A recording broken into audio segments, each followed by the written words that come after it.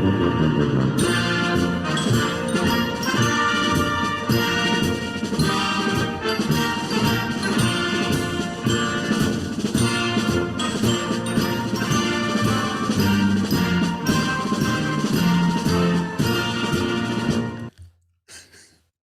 everybody, welcome to Beer Bros History Hour. That was Battle Hymn of the Republic. I don't know who performed it in that particular rendition. Why is everybody muted? I don't know, man. So today we will be talking about Custer's last stand at the Battle of Little Bighorn. Right. What do you think, Brutus? I think, sir, we got to nuke them. We got to nuke them now. Well, that's your executive order authorizing full use of our nuclear deterrent, sir. Oh, man. I think Brutus has gone AWOL. No, I have stuff to do. All right, let's go. Yeah, so I was just telling the good people that we're talking about the General Custer in the Battle of Little Bighorn, Custer's last stand. Kind of go into a little backstory too, I guess. Fucking Yeah. damn it. What's the matter, buddy? Damn it. Aw, damn you. Damn you and your daily doubles, you brigand. Right Yeah, out straight over here. just goofing up on me. What, your phone? Yep. Yeah, but Custer, so I have obviously I think he's best known for his infamous last stand. I did just want to share some interesting facts about George Armstrong Custer, just to kind of give people a very brief intro His about him. foolhardy bravado where he fell in love with his own legend and got his whole regiment destroyed. Well, actually, a fair number of his men actually ended up surviving because they divided the command on entering the. Well, yeah, what it was, he divided his regiment into 3 battalions, and Yeah. it was only his battalion that charged forward and got slaughtered. Yeah, because you had a battalion led by a Major Reno that was, I mean, they were under heavy attack, but they were able to escape, and like Battle of Little Bighorn like destroyed Reno's life essentially. We'll see. But to give people, We'll get into it, but yeah, what you described, I think, might be a little inaccurate. And I'm on like a pretty mainstream site here about the battle. It's history, historychannel.com pretty much, right? yeah, They said that he left a lot of his subordinate commanders with a pretty nasty taste in their mouth after what they perceived to be him abandoning his troops in a previous campaign to go. Who, Reno? No, Custer. Oh, Yeah. yeah, actually, And what yeah, happened was the other 2 battalions didn't come to his aid because they fucking didn't like him. I mean, I can understand hating the one guy, but it's like, don't screw over the average soldier who's under attack at that moment. It's not like You think they cared? it's not like that corporal was, wronged anybody, or that sergeant or that private. It's like, okay, just frag Custer at a later date. Don't frag like his entire battalion. Well, that's just the way it went. Right. But to give kind of a brief intro to Custer, I mean, these are just kind of some interesting facts about his life. He graduated last in his class at West Point. He was known by his fellow cadets at the USMA, the U.S. Military Academy, as the daredevil of the class who devoted more energy to pranks than to his academic studies. That makes sense. Custer's voluminous record of demerits earned him an extra guard duty on most Saturdays, but he did manage to graduate from West Point in 1861. So, Nice. Last in his class.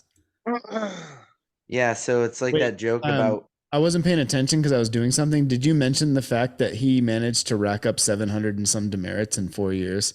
Which they is, didn't say how many, but good yeah, on him. this does. It says he racked up 726 demerits in 4 years, which is to this day is the record. That Good is for him. that takes hard work and dedication right there. Yeah, that takes dedication to being a shitbag. Right. I mean, it's kind of like that joke about doctors, or like, what do you call a med school student who graduates last in his class? Doctor, right? So what do you call a West Pointer who graduates last in his class? Officer. So like, it's the same kind of thing. Well, he was the GOAT. He was the GOAT for demerits. And I kind of sympathize with him because I don't think because it's saying he struggled in the classroom, but he excelled on the battlefield. So I personally hate classrooms, but I enjoy real life more than classrooms. Well, that's debatable too, because I mean, yeah, he did win some victories, but he always suffered extraordinarily high casualty rates. Yeah, so here's some here, I mean, and obviously these are just providing snippets. So for example, he joined the Army of the Potomac. He gained notice for his daring cavalry charges, bold leadership style, and tactical brilliance. Okay, so like, I mean, obviously that came into fruition at the Battle of Gettysburg, where he did halt Jeb Stuart's flanking maneuver far off the I forget which part of the tail. I think it was closer to the fish hook part of the Union line. Yeah, then it I was would gonna be. say I thought Stewart hit the left flank of the Union line, right? Yeah, so like I'm saying, in terms of the fish hook, I think it was closer to the hook part of the yeah, instead of the barb. Well, no, the barb would be on the hook. Whose Yeah, so cavalry unit was he in? Was he in Buford's division or? no, because I think at that, well, he was a brigadier general at the age of 23, so he had his own brigade, or maybe it was division at that point. I don't know. Custer command at Gettysburg. I don't know if he was just a brigade commander or if he was up to division at that point. No, so he commanded a brigade in Judson Kilpatrick's division, and Judson Kilpatrick was another an infamous, I should say, Union officer. Like I think he had like affairs with other officers' wives. I Well, forget. It says here, despite his unimpressive record, the U.S. Army desperately needed officers to serve in the newly begun Civil War, where he was commissioned a second lieutenant and based in Washington, D.C. at the beginning of the war. So 3 years later, at the Battle of Gettysburg, was it 3 years? Yeah, 3 years. Well, two. I mean, from 1861, but Oh, I thought yeah, you're right. For some reason, I thought it started in 60. Yeah, you're right. So, yeah, so 2 years he made it to general, second lieutenant to general in 2 years. I don't know. crazy. I don't know how you do that, but no wonder he had such a. Oh, people Great. dying in battlefield promotions are a bitch. True.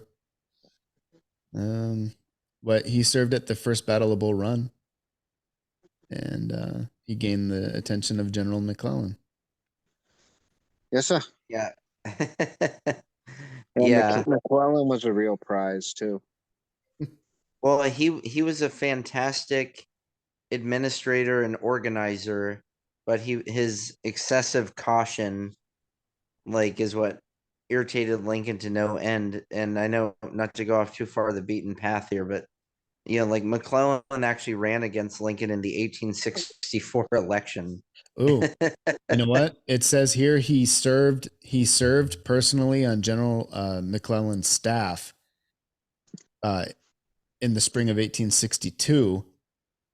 So he must have been giving General McClellan some good fellatio, because that's the only way he made it to general that quickly.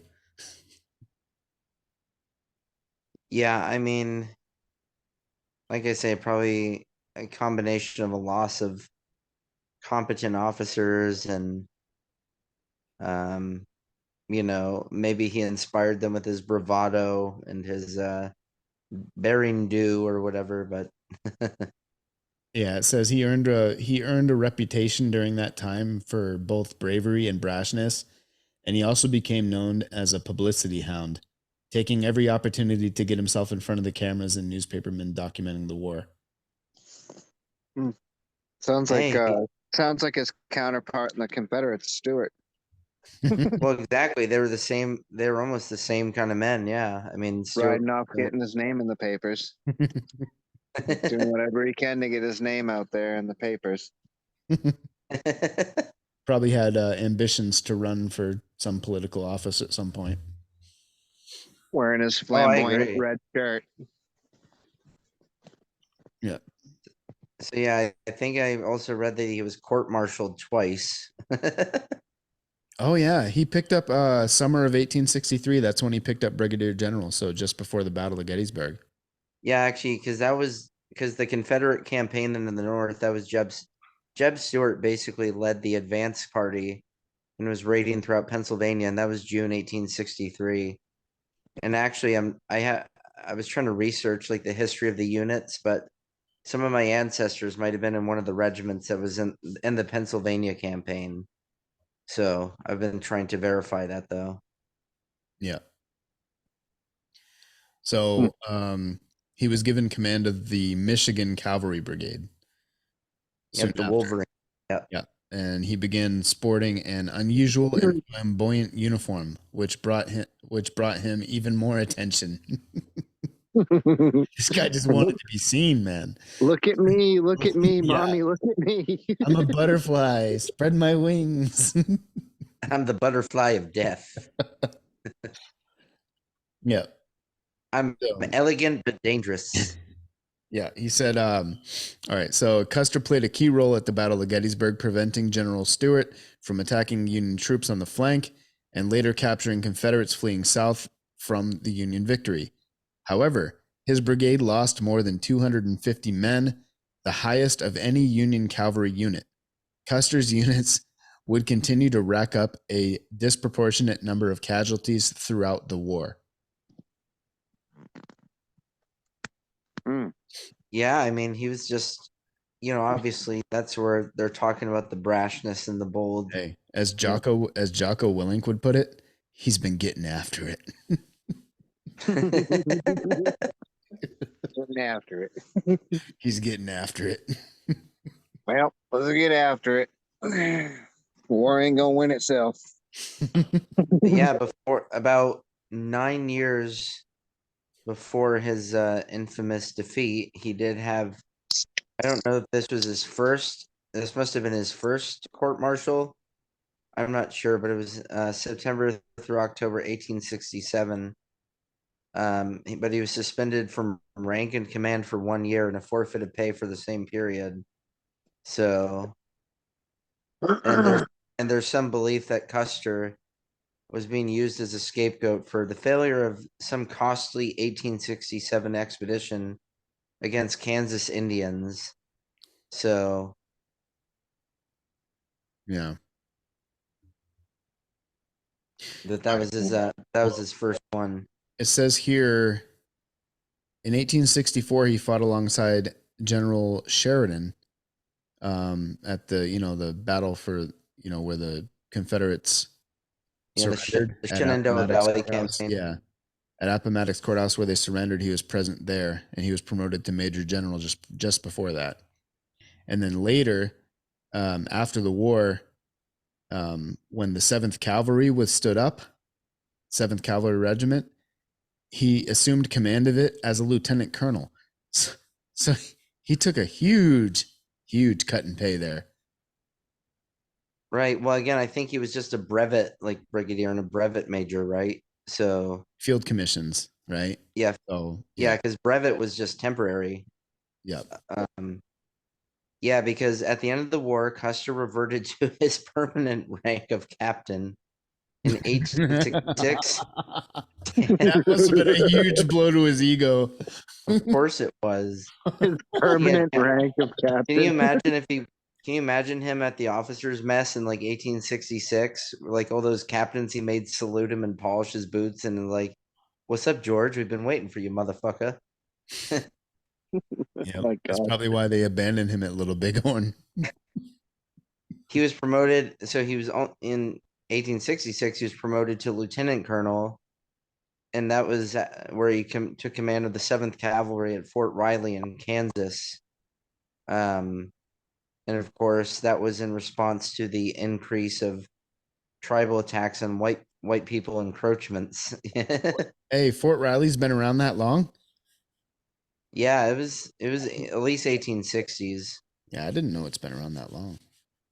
Well, because a lot of forts were set up to protect the the western migrations. That wasn't even like permanent U.S. territory yet, I don't think. Yeah, and so it looks like Sherman. So Sherman was actually commander at this time of the military forces in the western region, and Custer's 7th Cavalry was assigned to this 1867 campaign. So Sherman ordered the campaign where Custer was ultimately, court-martialed for his actions. Yeah, I didn't really know much about Sherman after his like anything So- about him after he decimated fucking Atlanta. So they think Sherman used Custer as a fall guy for that operation. Well, that's what I'm trying to see. Because encounters between and this is 1867 when he takes command of the 7th Cavalry at Fort Riley. Then he is sent on an expedition by Sherman. So encounters were increasing between U.S. troops and the tribes. Desertions in the U.S. forces actually were also increasing. Fort Wallace, which is the westernmost military post in Kansas, was pretty much under siege when Custer arrived in July 1867. Hey Ben, I'm sure that the discussion in the tactical operations center or whatever they would have called it then, in the command tent when they called Custer in and we're sending you up against, we have Indian shit. We have fucking God damn it, I can't talk right now. We have shit going on Right over again. here, and like, how do you appraise their numbers? It's like we appraise their numbers as manageable, Colonel. It's like you mean so you have no idea. Yeah. How Yeah, many it men says- do you have ready? About 300, sir. That'll have to do. Actually, you know what? it Because at the says, time, it says here. Ulysses Oh, go ahead. Ulysses Grant, U.S. Grant, was the general in chief of the army. He's the one who ordered the general court martial for Custer at Fort Leavenworth. Yeah. Because what had happened was Custer, so I guess kind of speaking to his personality, decided on his own to lead about 75 of his troops to Fort Harker, which is 225 miles to the east. Apparently that was to obtain supplies for the fort that was under siege, because they're saying that this Fort Wallace, like there was a cholera outbreak. They were short on medical supplies and ammunition. But apparently, I mean, look, communications were a bitch in those days. It's not like I guess he could just ring up Sherman or Grant and was like, hey, we need to go get these supplies at this. So that's what one of the charges was absence without leave from his command. Yeah.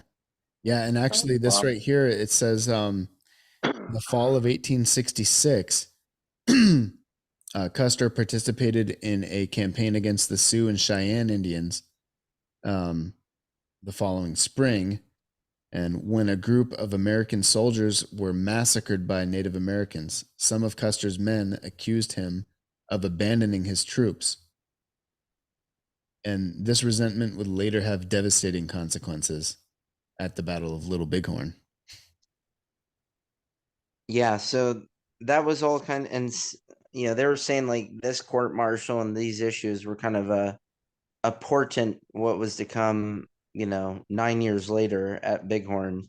Oh yeah, So and his court martial led to what was it, a 1 year yeah, suspension without pay, and he ended up going home, wherever home was, and then he Yeah. came I'm back. either Michigan or Ohio. I 'cause think it was Michigan, yeah. but yeah, yeah, he got kicked out of the army for a year. He's What? probably just Send you on salty about the. vacation? I mean, I think he did like a speaking tour or something like that. I forget.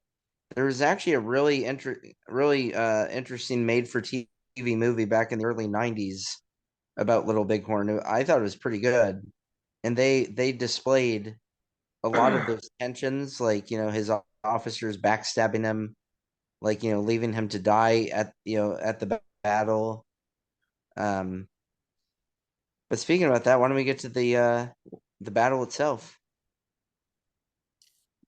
Well, I got two different pages for that. Yeah. But Yeah. Sioux in the Black Hills. Actually, I'm curious. Following January, well, aware that they would be unable to make the trek during the harsh winter, the government planned to use this as an excuse to expand hostilities. These actions broke the terms of the 1868 Treaty of Fort Laramie, which had recognized the Black Hills as Sioux land. But in 1874, gold had been discovered in the region, thanks to a mining expedition led by Custer. What an asshole. And the U.S. government wanted to permanently remove the Sioux. Among those who resisted American aggression was Sitting Bull, a Hunkpapa Lakota chief, and Holy Man. Custer almost didn't fight in the campaign that led to his death due to lead the 7th Cavalry when it left on its campaign against the Sioux that spring. Hey, the Sioux have gold. It looks like they could use a little freedom.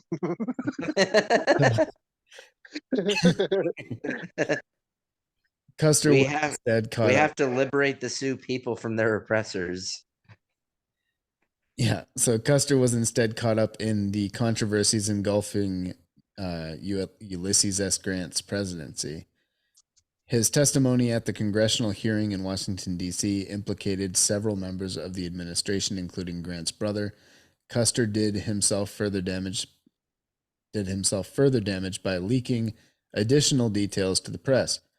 A furious Grant removed Custer from command and briefly had him arrested when he tried to return to his troops. Only after several high-ranking generals intervened was Custer allowed to return to his post. In mid-May, the U.S. campaign began. At the same time that a large group of Lakota, Sioux, and Cheyenne and Arapaho tribes were converging for a meeting called by Sitting Bull and attended by Crazy Horse. An estimated 2,000 were gathered in a camp along the Little Bighorn River in what is now Montana. On June, Custer's last stand, on June 25th, after several long days spent marching, Custer's scouts spotted the camp. Fearful that the Native Americans would escape, Custer chose to press on with an immediate attack. He divided his troops into 3 battalions, which were to attack the camp from different directions. Custer and his 210 men headed north into the Battle of Little Bighorn, never to be seen alive again. The action of the other battalion commanders has been mired in controversy. Major Marcus Reno was one of the officers who harbored resentment against Custer for the 1867 incident that led to the massacre of Custer's troops. 10 years later, at the Battle of Little Bighorn, Reno faltered, ordering his men to move to safety at the first sign of Indian attack. Captain Frederick Benteen, tasked with preventing the Sioux from retreating, soon met up with Reno. The two commanders did not rush to Custer's aid, leading to leading to speculation that they had played a role in his death. The bodies of Custer and his men, which included his two brothers, were not found for 2 days.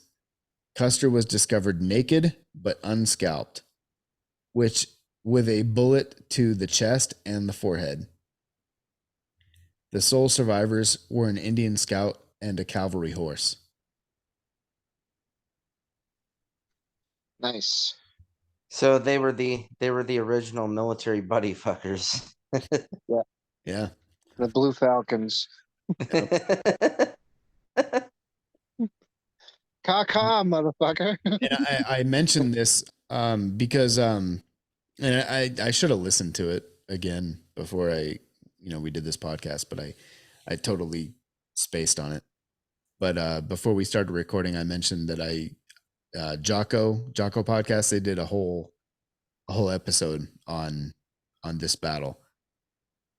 And basically what happened was, according to them in this book that he was reviewing at the time, according to the book, Custer charged into this fishbowl of a valley surrounded by Native American warriors, pinned down by some of them with repeating rifles. Like some of the natives had repeating rifles. So they were pinned down in the middle of this fishbowl valley, hiding behind rocks. And the vast majority of the native warriors were basically in direct fire, just raining arrows down on them the entire time. I mean, wow. Well, I mean, basically, look, in a situation like that, you're fucking dead. You're going to die anyway. You got to charge.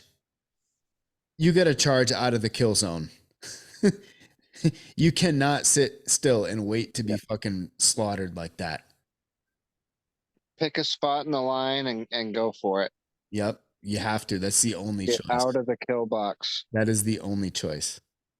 Yeah, I mean it's pretty crazy because it was obviously it was disaster for probably one of the most stunning military defeats on the plains in any of the American Indian Wars. But like especially for the Custer family, it was pretty devastating because George died, his brother Thomas, I think it's Thomas Custer. Yeah, Thomas Custer died. That guy won 2 medals of honor during the Civil War. Probably one of the highest decorated soldiers of the Civil War, and he got killed at Little Bighorn. And then he also had, I think, 2 other brothers. One was named Boston Custer, and I forget the name of the fourth, who was only 18 years old. And in addition, there was a brother-in-law who got killed. So, like, total disaster. Yeah, right here on History Channel website, it says at midday on June 25th, Custer's 600 men entered the Little Bighorn Valley. Among the Native Americans, word quickly spread of the impending attack. The older Sitting Bull rallied the warriors and saw to the safety of the women and children, while Crazy Horse set off with a large force to meet the attackers head on. Despite Custer's desperate attempts to regroup his men, they were quickly overwhelmed. Custer and some 200 men in his battalion were attacked by as many as 3,000 Native American warriors within an hour. Custer and all of his soldiers were killed. Yeah, apparently he had intelligence that he was only facing about 800 tribesmen, when in fact, it was more 2,000 to 3,000 of Sioux and Cheyenne. Hey, what was that? What was that term that Al Gore used on Bush? Fuzzy math. Fuzzy math.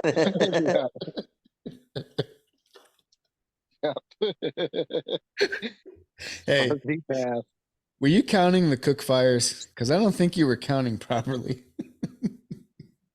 Right? So, yeah, it looks like Reno's battalion, which was reinforced by Benteen's contingent, were positioned atop of a hill on the other end of the valley. And they held out against a prolonged assault. So apparently their position was assaulted, it sounds like, on top of this hill. But I think they had managed to dig some sort of, some sort of cover, maybe not full on trenches, but, they managed to dig some earthworks and hold out against an assault. So Yeah, I wanted to kind of get into like kind of the Plains Indians just a little bit, just yeah. the way they are. I find it strange though that the Indians didn't scalp or do much worse to Custer's body, considering they must have known he was in command of the attack. And Well, I find it strange because, like, I mean, if I was like in command of, the native side, if I was a native warrior in command, I'd have had them all scalped when we had them down, and I'd probably had the commander of the unit totally mutilated and dismembered.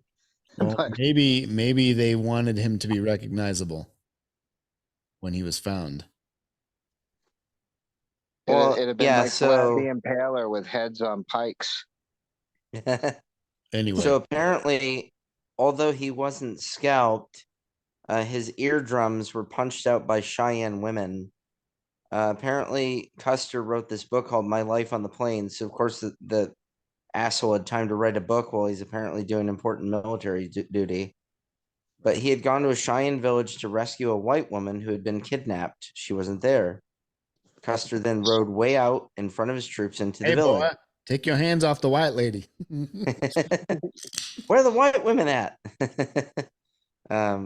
He had no translator with him. He writes that the Cheyenne invited him into the main lodge where he met several men and smoked the pipe, I guess the peace pipe. Custer felt they were doing this to honor him since he thought so much of himself. The Cheyenne tell a different story. They were impressed by his bravery coming alone and in peace, which is why they didn't kill him right then. So this village knew how Custer and the 7th Cavalry. Okay, so apparently they had massacred virtually an entire village of Southern Cheyenne, camped on the Washita River. Oh, The yeah. Cheyenne and the village that Custer bravely rode into sat him down and explained to him that they knew what he had done, and that if he ever attacked another Cheyenne village, he would die. So that's apparently why they smoked the pipe with him I don't know if it was like a miniature treaty or something. Maybe he broke a promise. Yeah, and let me tell you just a little bit about the Plains Indians. And this was a warrior culture. These were not people to be fucked with, right?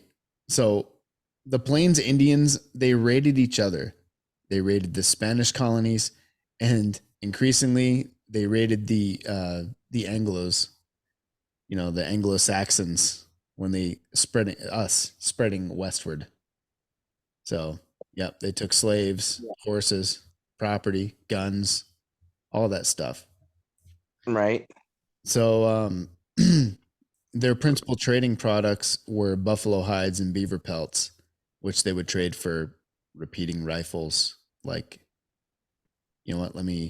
For our viewers that may not know what these are, let me share screen.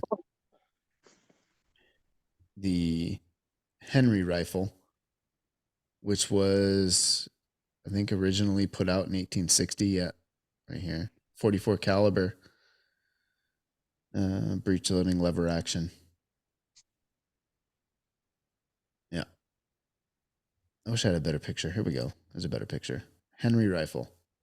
So they had those, and they had Spencers. And they had the sharps too. Now the Spencer was a 50 caliber, wasn't it? Yeah. Well, the sharps wasn't a repeater though; it was just a breech loading carbine. But yeah, The Spencer was a repeater, though.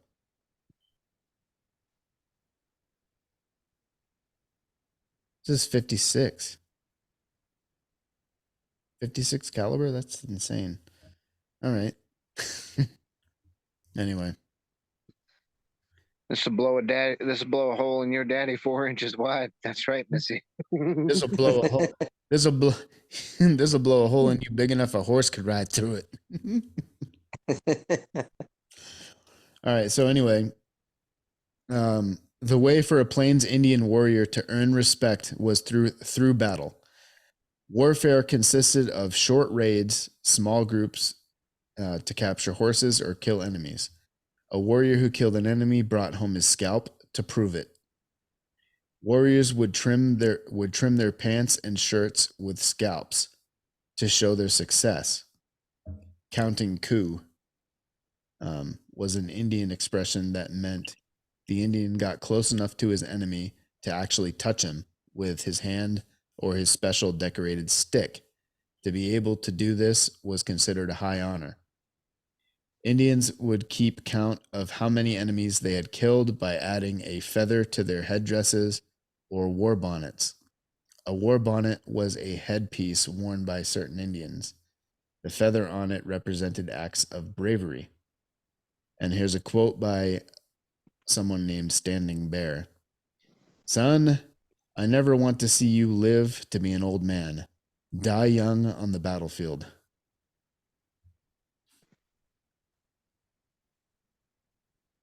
Damn. Now that is legit.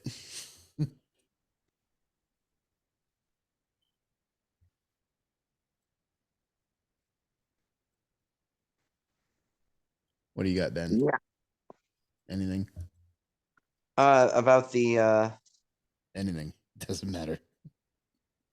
I'm trying to. I mean, I got some history of Sitting Bull and Crazy Horse.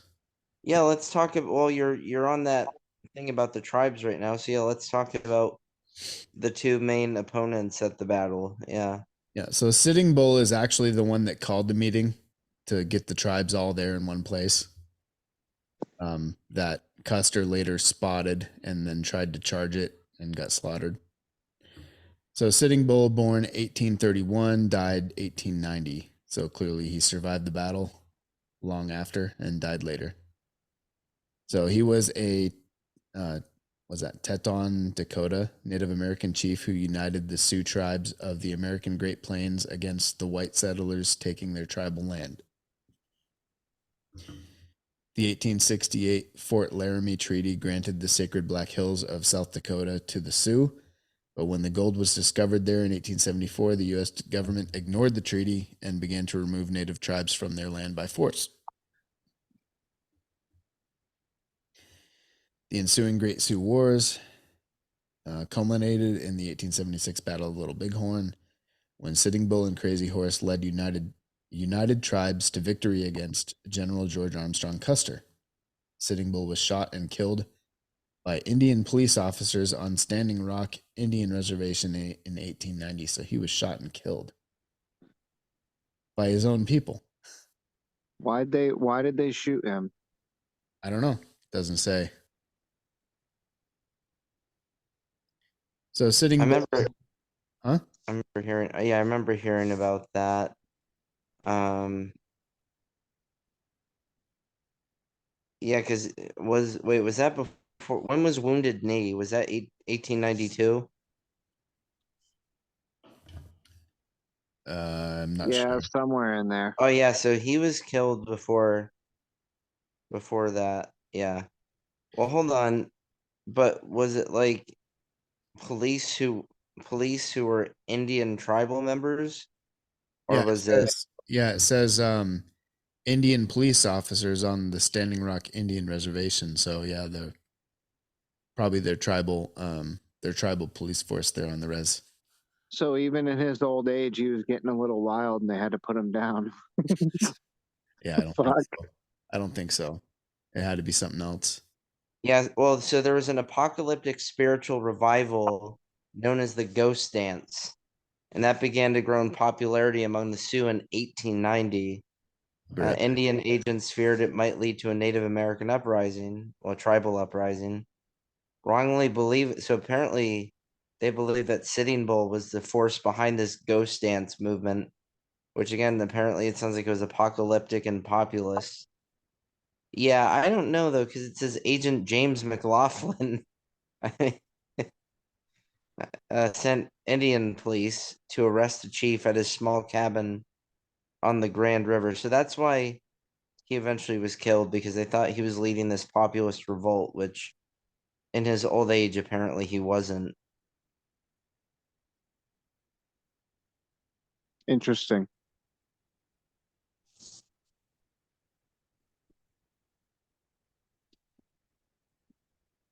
Yeah, and That's I don't cool. think I don't think Crazy Horse lived too long after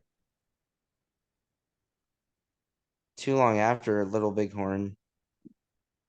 I was gonna say if he made it to Wounded Knee, he was getting pretty old by then. Well, yeah, when did Yeah, we'll get when into Crazy Horse in a minute. We're talking Sitting Bull right now. oh, we're still on him? All right, lead Yeah. lead the charge, buddy.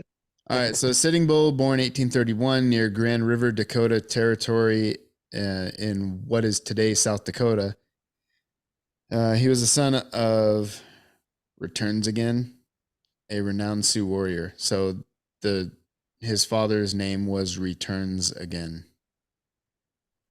Tutanka Owachi. something like that, I guess.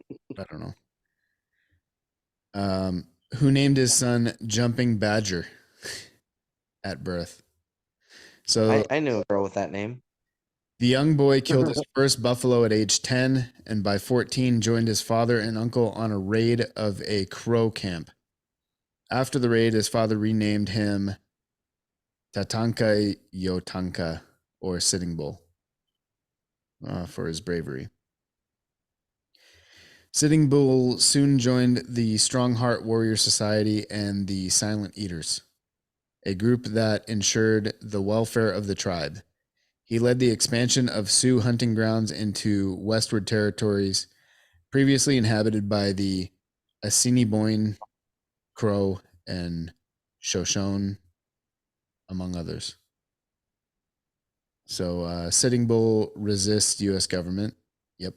Sitting Bull first battled the U.S. Army in June of 1863 when they came after the Santee Sioux, not the Dakota, in retaliation for the Minnesota uprising sparked when federal agents withheld food from the Sioux living on reservations along the Minnesota River.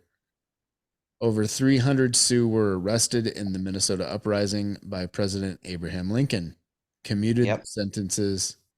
Oh, but President Abraham Lincoln commuted the sentences of all but 39 of the accused. Sitting Bull faced the might of the U.S. military again at the Battle of Killdeer Mountain on July 28, 1864, when U.S. forces under General Alfred Sully surrounded an Indian trading village, eventually forcing the Sioux to retreat. These face-offs convincing Sitting Bull to never sign a treaty that would force his people onto a reservation. Makes sense, because he's seen what they do to them on reservations in the past. So his resolve was not shared by all. In 1868, Red Cloud, or what's that? Maputa Luta? Maputa Luta. My peyote. My peyote. Yeah. Anyway, 1822 to 1909, chief of the Oglala Teton Dakota Sioux, signed the Fort Laramie Treaty with 24 other tribal leaders and representatives of the U.S. government, including Lieutenant General Sherman. The treaty created the Great Sioux Reservation and earmarked additional land for the Sioux in parts of South Dakota, Wyoming, and Nebraska. Sitting Bull anti-treaty stance won him many followers, and around 1869, he was made supreme leader of the autonomous bands of Lakota Sioux, the first person to ever hold such a title. Members of the Arapaho and Cheyenne tribes soon joined them. The uneasy peace of the Fort Laramie Treaty was short-lived. in 1874, gold was discovered. Yeah, we've been through this. They discovered the gold, and white settlers seeking their fortunes rushed to claim the land as their own. The U.S. government reneged on the treaty, demanding that the Sioux leave, and the rest is history.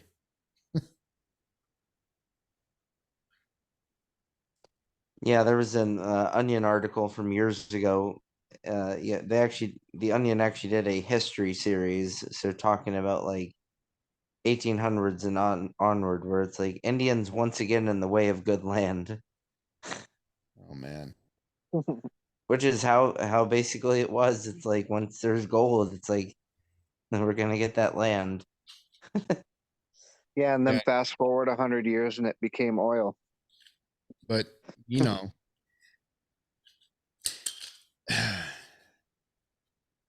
it kind of it does kind of like irritate me the way we treated the natives when we showed up, or well, later on.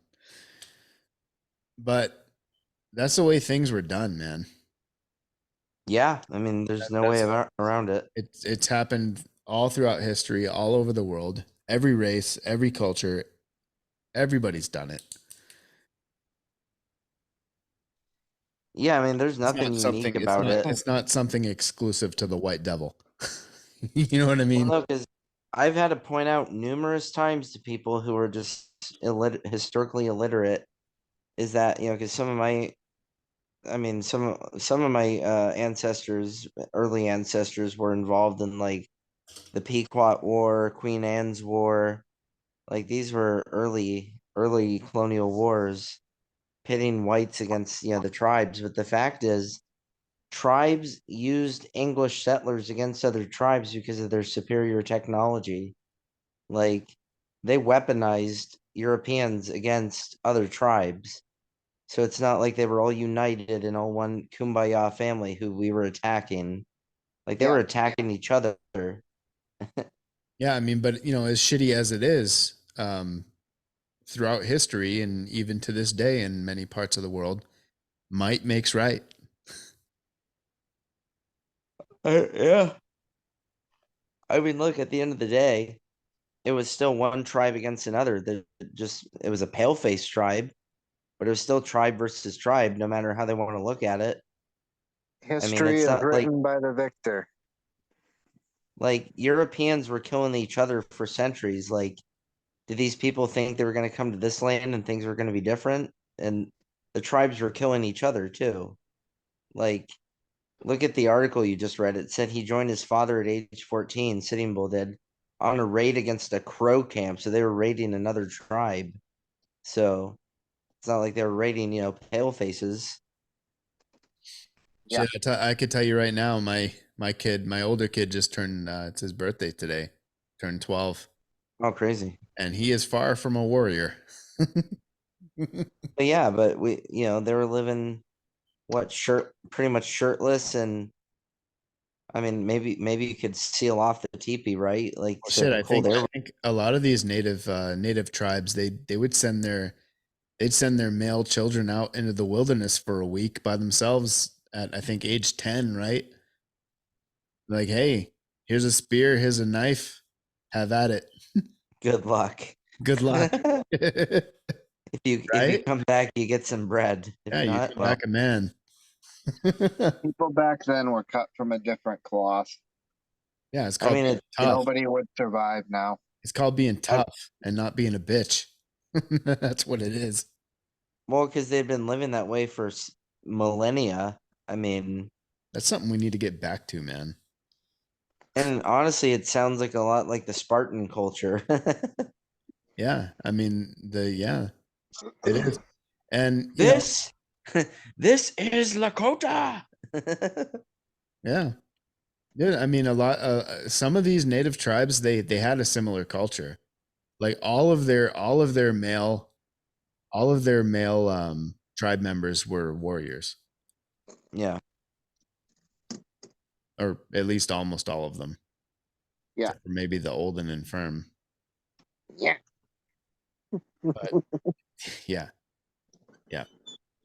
Yeah. Actually, Yeah, I mean, I love it. It drives me nuts because people are like, like again, Europeans were killing other pale-faced Europeans for centuries, and it's like, what you thought things would be different when they came here? It's like they killed people who looked like them. Yeah. Like What do you you think they're think they're gonna do gonna to people that don't look like them? like, oh, let's be nice to these.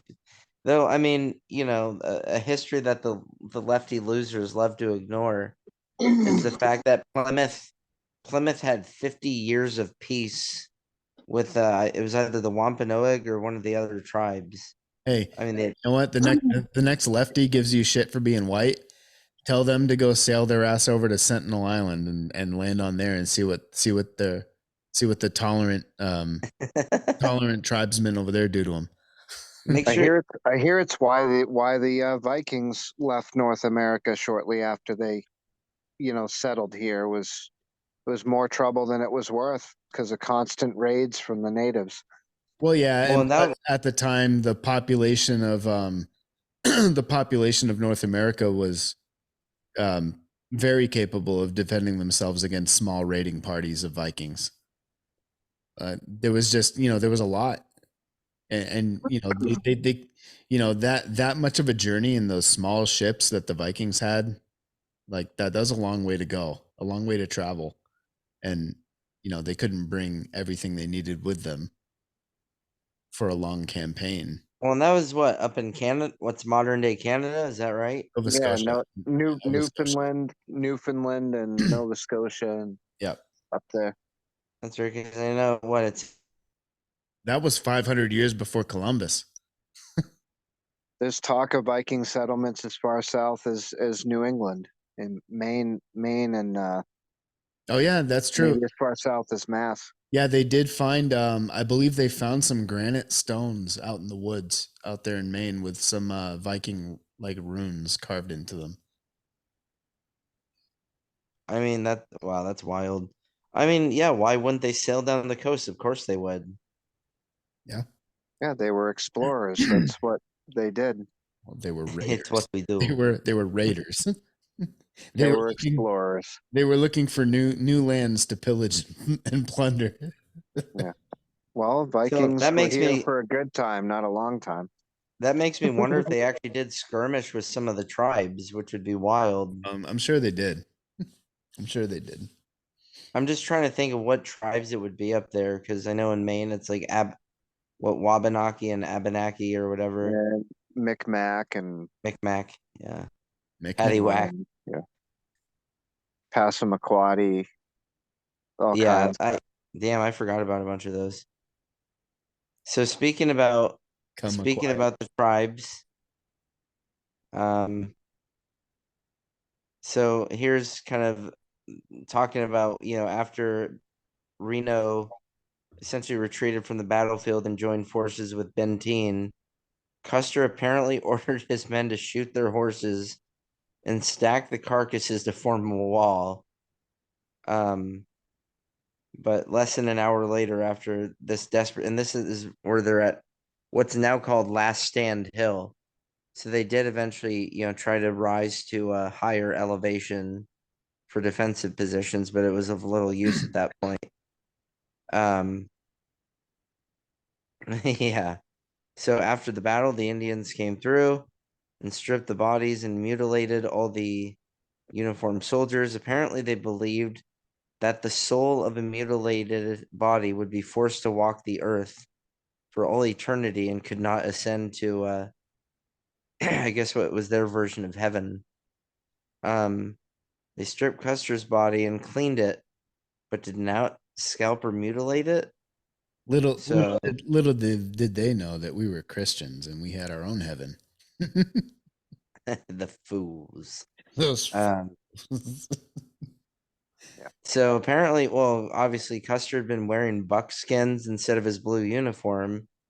And perhaps, I mean, but they would have known what he would have, like some of them would have known what he had looked like though with the Well, interaction with dude, him. all they had to wait and see was his pasty ass skin fucking I am a blinding them generous. as he rode through the sunlight.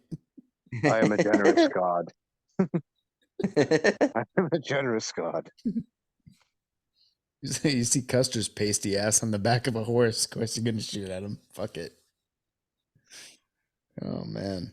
Yeah, I mean, no. So apparently, no one really knows the reason why his body wasn't mutilated. Again, some are saying, again, the buckskin might have thrown some of them off.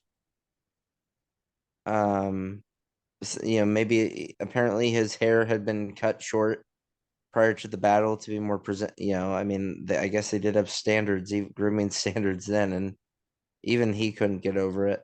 Maybe not enough hair, Yeah. but and this was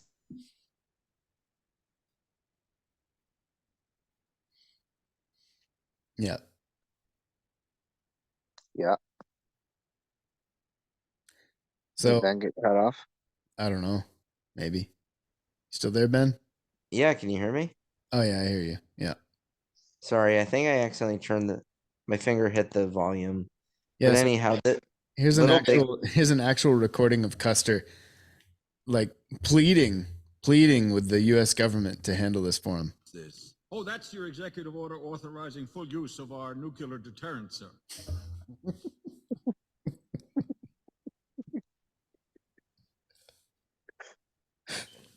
We gotta nuke him. We gotta nuke him now. What is a nuke, Colonel Custer? Nuke, annihilate, kill, kill, kill. Shut up! Shut up! Shut up! What are you, crazy? I'm not going to start a war. We are already at war, sir. Oh man. So apparently, shortly after the tribe's obviously pretty amazing victory at Little Bighorn, their union, which was tenuous at best, fell apart. Obviously, Custer was known to be a Civil War hero, despite his bravado and brashness and court martial and some of his failings. Nonetheless, he was still probably very popular among the average people. So then, many in the country demanded, obviously, harsh retribution against the tribes for the massacre of the 210 soldiers of the 7th Cavalry. So, Hey guys, I imagine the discussion at the in the native camp before Little Bighorn, when Sitting Bull was trying to rally the tribes against the U.S. government. It probably sounded a bit like the Alex Jones quote that Andy has on there. He's saying, "Well, why should we go to war with them? Because I don't like them putting chemicals in the water that turn the friggin' frogs I don't like gay." them putting chemicals in the water that turn the friggin' frogs gay.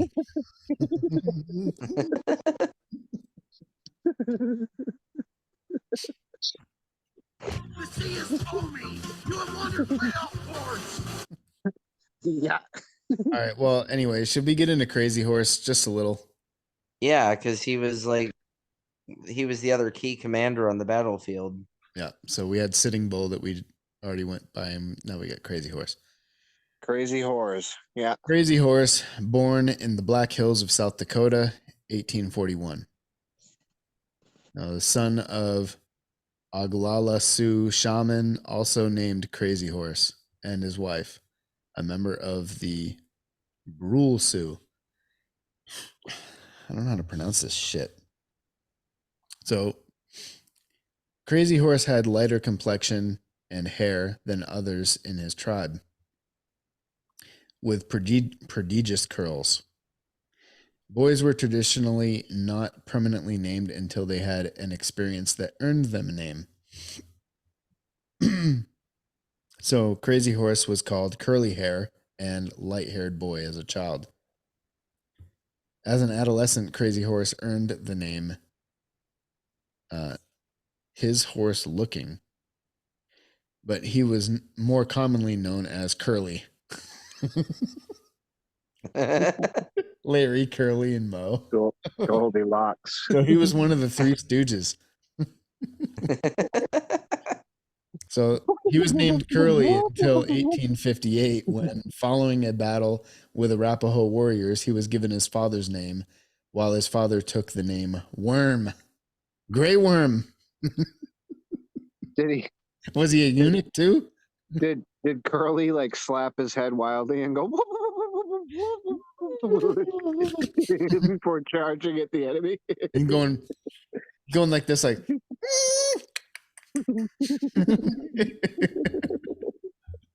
Oh my god.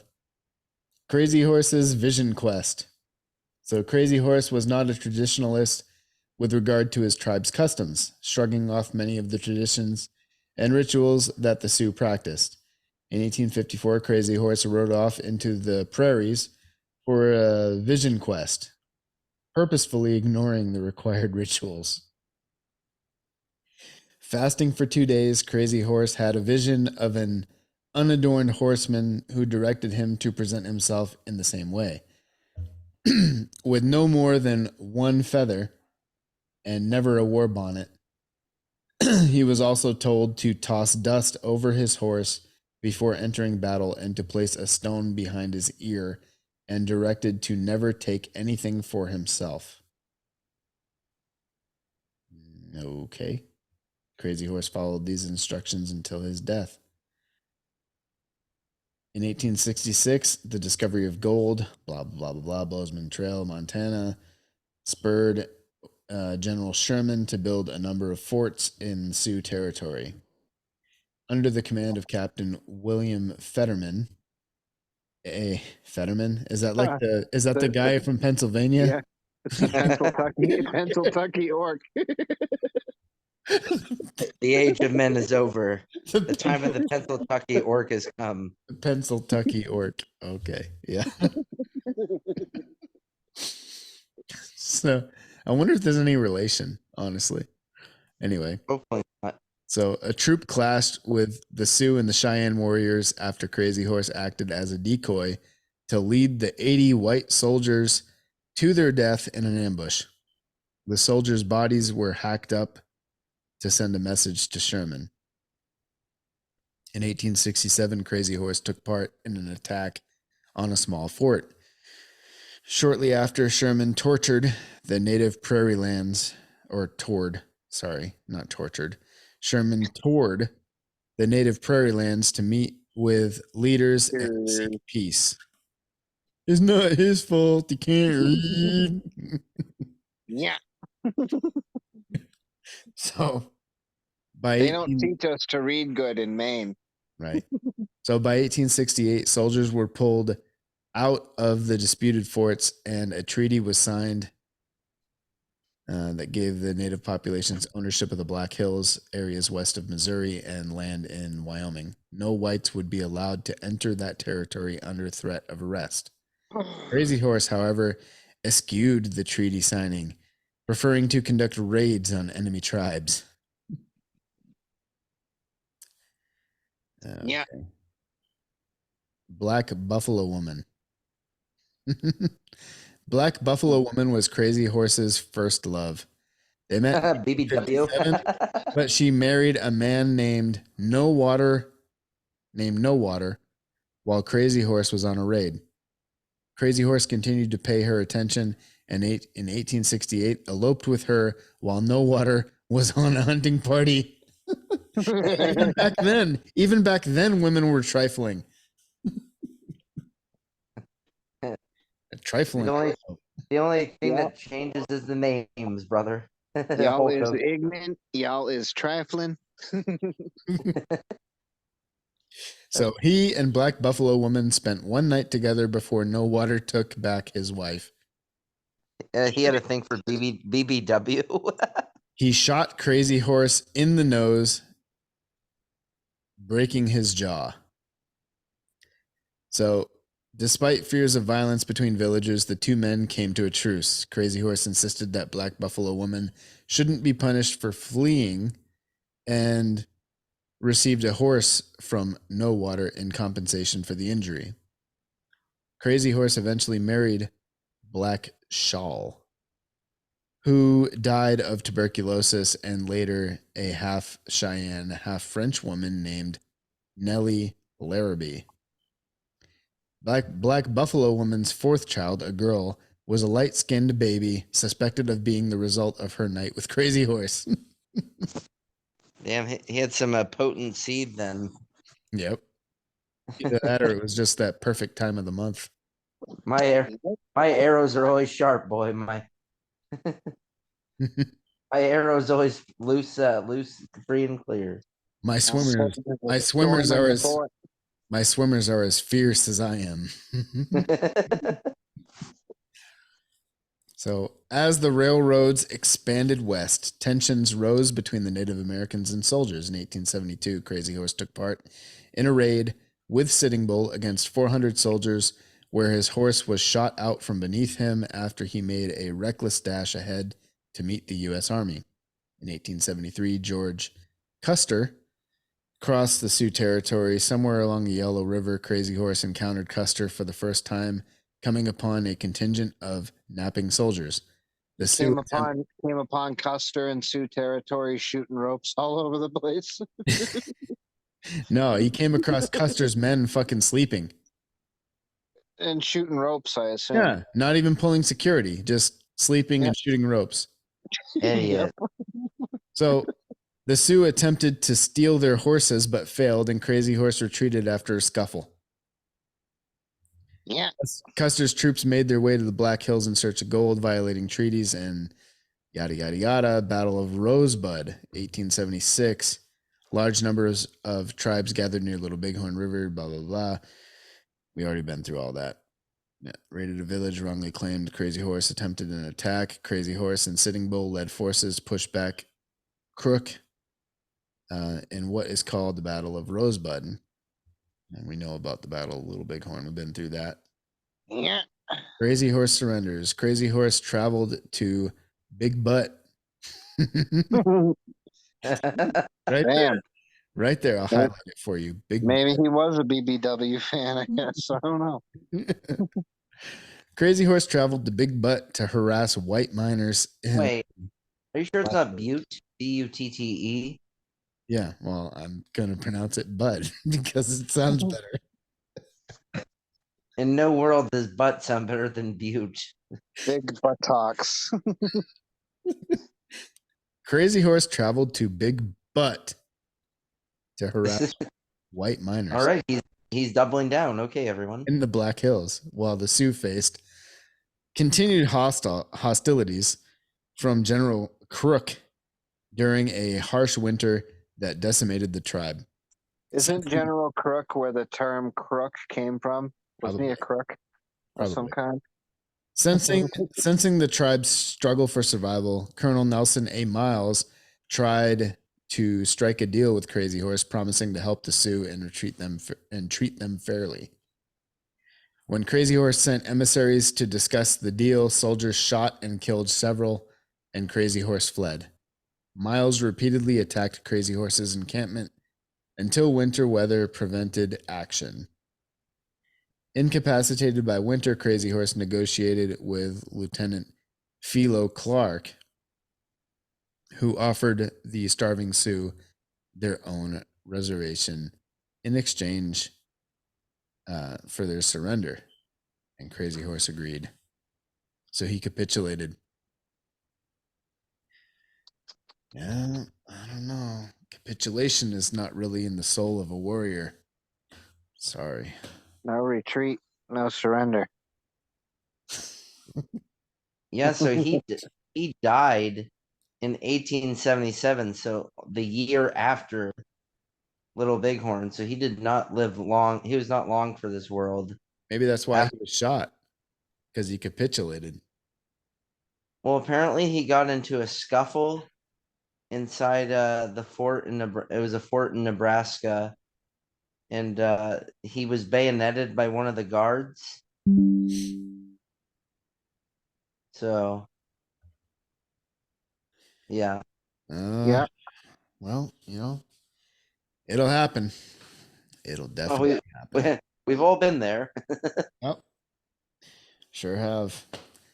We had a guy in my battalion.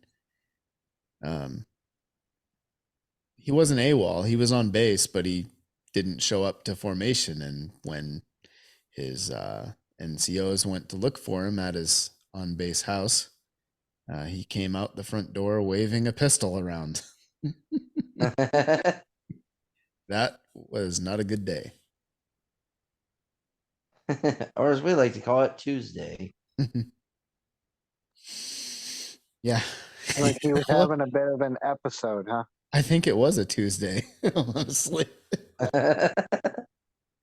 Right on schedule. Good. Yeah. The Lord tells me he can get me out of this mess, but he's pretty sure you're fucked. I think that's what Custer was telling his men when they were getting fucking hammered in that fishbowl. Getting Well, pegged that's hard. probably what Reno and Benteen. That's probably what Reno and Benteen said. Because apparently Custer tried to send out messengers, and that's probably what they told the messengers. How the fuck are the messengers going to get out when they're surrounded inside of a fucking fishbowl? I don't know, but somehow I thought Benteen and or you know maybe it was probably what it was their advanced scouts letting them know about the ongoing battle. Yeah, We'll see who takes it the must have glory been from their. this field. But you know what, though? Like with Custer in the middle, surrounded, if those other two battalions had come in, they would have saved the fucking day. But they hated Custer that much that they were willing to sacrifice an entire battalion to make sure Custer was dead.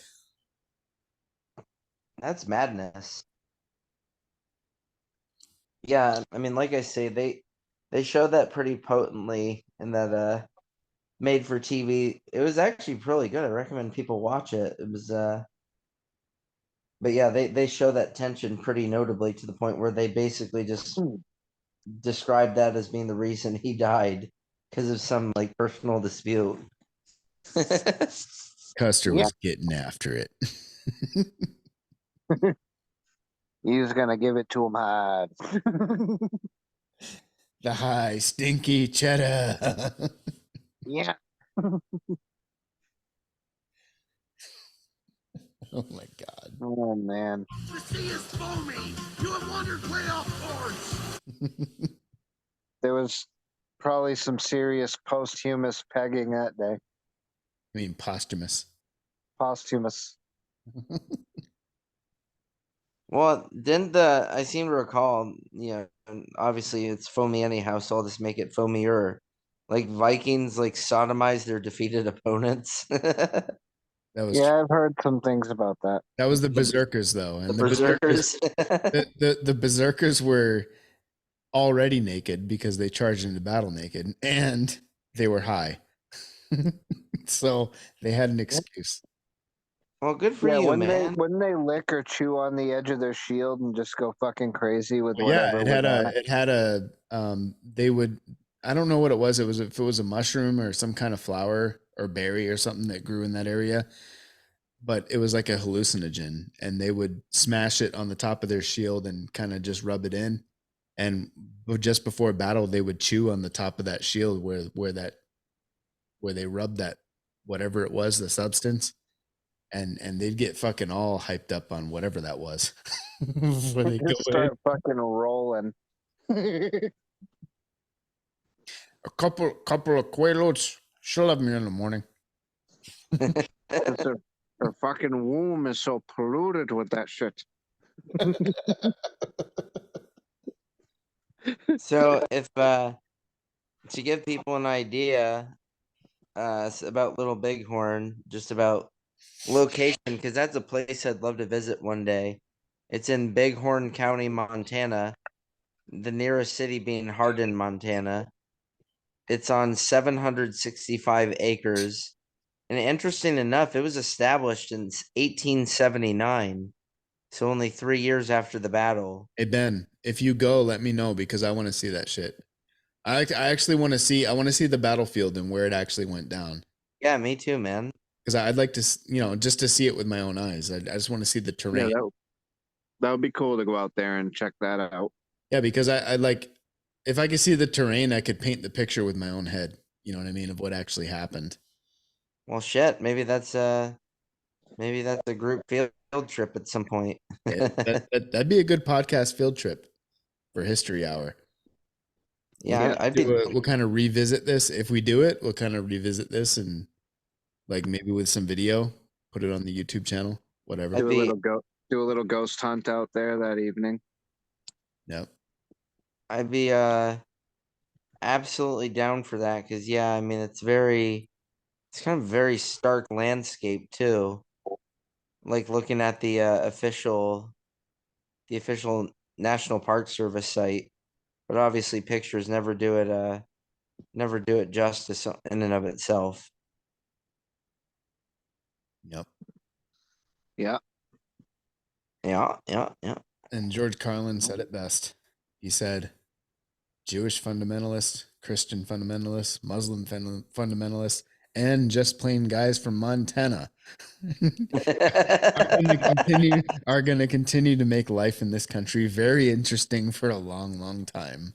And that's the reality. Guys from Montana. Like angry men in combat fatigues talking to God on a two-way radio.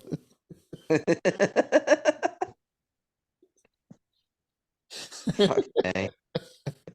George Carlin was a fucking national treasure, dude. It's a shame he had to die. Oh, well, everybody's ticket is punched. He was a great comedian.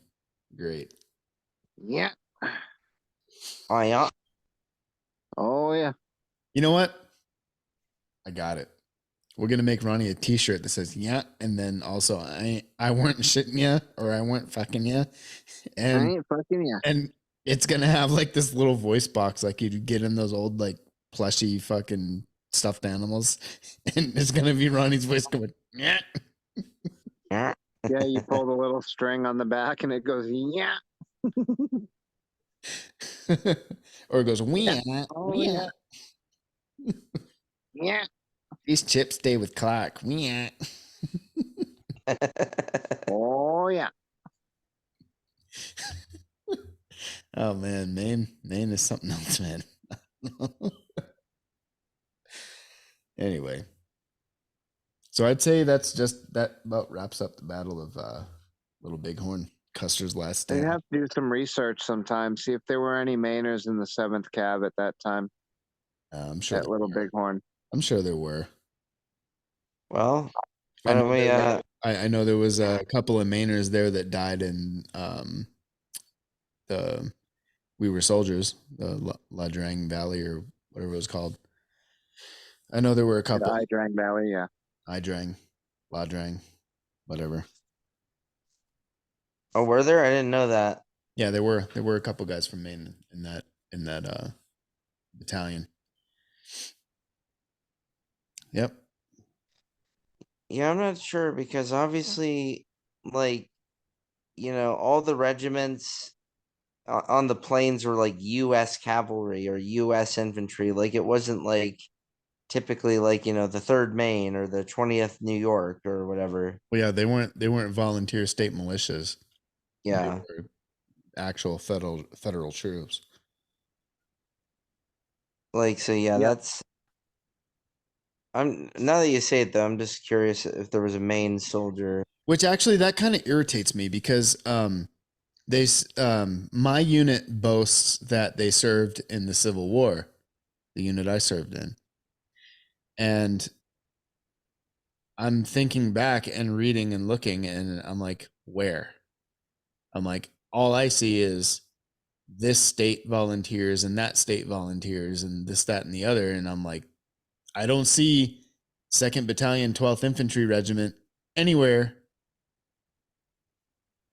Well, yeah, but it's like a lot of the names changed over the decades. I mean, it's more of the ancestry more than anything. It's not going to be the same unit name or whatever. Well, Okay, it could so have which been on more like a division level, Andy, like the 2nd Infantry Division and the like 4th Infantry Division. oh, and this stuff was the like that. regiment. The regiment.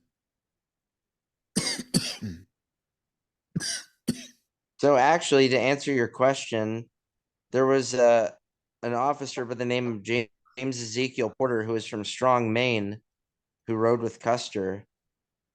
Actually, a number of Maine men apparently died at Little Bighorn, including James Ezekiel Porter. I can't think of where Strong is right now. I've heard of it, but I don't know the location. Do you know where Strong is? I don't know, but I could tell you. I could tell you there was nobody from California that served there and died there. But yeah, I mean, apparently several Maine men died with Custer. I didn't know that. They were good, strong Maine boys. So he was apparently yeah, I'm trying to see what it's saying. Strong is up by like Kingfield and Farmington. Porter was in charge of Company I, which is known as the Wild Eye for its raucous behavior. It was placed in reserve on a nearby knoll. Indian accounts say that as the force was overwhelmed, an officer dashed through Indian lines. Several warriors pursued the cavalrymen. All but one gave up when the soldier looked over his shoulder and committed suicide to prevent from being captured. You're fired! Strong is just north of Farmington. Okay. It's like the next town up. So that winter, so he didn't have any. His son died. His infant son died, and his wife passed away in California in 1915. So nothing remains of his line. So Yeah. Yeah, that's a shame. Well, that's one thing that war is pretty good at is ending lines. yeah, I mean, overall, war sucks horribly. So to Yeah. put it eloquently, war War's sucks good at horribly. that. War is good at that, and crazy dictators like Hitler and Stalin are good at that too. And Mao. I bet Mao ended Mao. a lot of lines. Kind of hard not to end a bunch of family lines if you kill 80 million of your own people. Yeah. Yeah, that'll do it. Yep. So, anybody else got anything to add? No, I think we covered little Bighorn.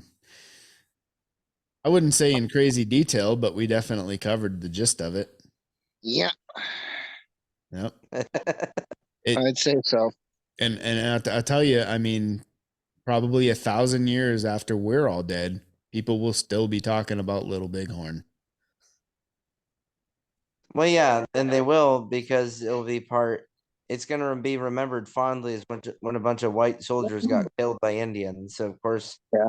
that's gonna be highly remembered. Like battles, like a lot of other battles will be forgotten, but not that strictly for that reason alone. Yeah. And look, I'm not saying that. that. I'm not saying that to knock them. Like those people should be proud of their ancestors, just like I'm proud of mine. So Hugh Custer looking down on a little boy saying, this, I wouldn't lead an army of 200 men versus an army of 3,000. And Custer saying, that's why no one will remember your name. Hey, and he was a publicity whore, so maybe he was willing to sacrifice his life for the fame. yeah, could be. Long as people, I mean, shit. I mean, what's it been 2,000 years since Achilles, and people still know about him? Well, because look, like actually Custer kind of reminds me of an Achilles, honestly, because I love this story from the Odyssey, no, the Iliad, where what's his name? Achilles was given two choices by his mother, Thetis, I believe it was. And Thetis told him, look, if you don't go to war, you'll have children, you'll be remembered lovingly by your children for a few their descendants for a few generations, but gradually your name will be forgotten. But if you go to this war, you will die, but you'll be remembered forever. And obviously he chose the latter, and that's seems to be a true prediction. Because here we are talking about him right now. Yeah, and he was I mean, probably I'm not sure of the exact date, but the Romans were 2,000 years ago, and the Greeks were much older than that. So you're probably more closer to 3,000. But well, I was just throwing out a generality there. You know what I mean? yeah, It's been a long time, and people still know about him. Yeah, that's what I mean. So apparently his mother's prediction. Actually, we are probably the last generation that will know about him because the generations after us can't seem to be bothered. Yeah. It's unfortunate, really. Well, Well, not to go off on a tangent, but that's why I think most people shouldn't even be allowed to touch a ballot box because they're fucking horribly stupid. Yep. Like, I think you should know the classics if you get to touch a ballot box. Yeah. yeah, Definitely. Like, it's like, all right, you hottie bitch. Who is where's Thermopylae? What is Thermopylae? Yeah. Well, I think you should at least be able to recite and understand the Bill of Rights. The first 10 amendments. Or 10, right? Yeah, the first 10. I'm down with that. Yeah. You should at least know that. yeah. I Oh yeah. So this has been Beer Bros History Hour, Custer's Last Stand. Brutus, Ronaldo, and I. Ronaldo.